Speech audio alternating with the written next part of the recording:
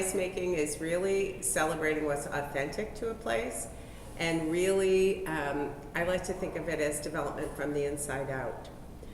Creative placemaking isn't something pulled from another area, another community, and put in a spot. Creative placemaking comes from people who have genuine affection for the place where they live, people who like to have social interaction where they live, and people then create spaces where that can happen. The Knight Foundation did something over a period of years called the Soul Poll. And they asked the question, what attracts people and keeps people?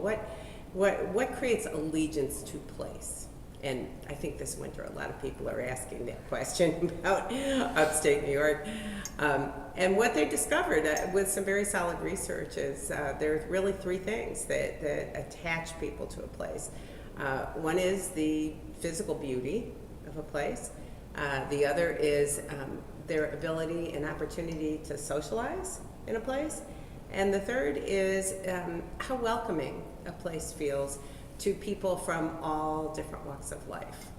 And so very diverse places that are sociable and allow people from different income groups and backgrounds to collide and create things together are the kind of places that over the long haul really become sticky, if you want to call it that. People stick to those places for a long time.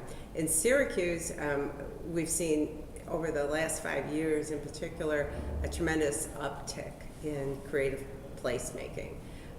There's a whole generation of young people who have come into this city and done guerrilla art.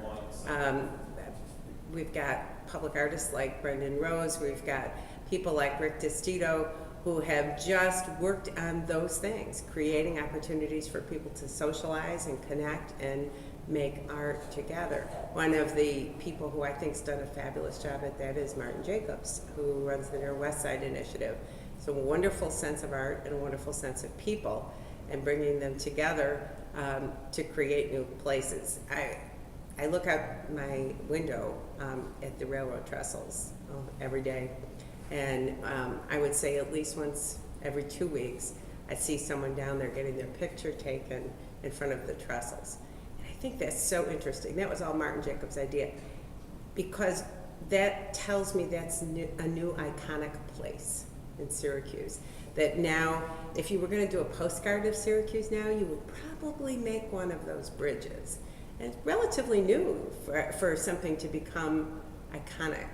And that project was classic creative placemaking, because we had a wonderful public artist who we brought in, and he spent 3 weeks talking to people in the neighborhood before he put a brush to the steel about how they feel about their neighborhood and what they like about it.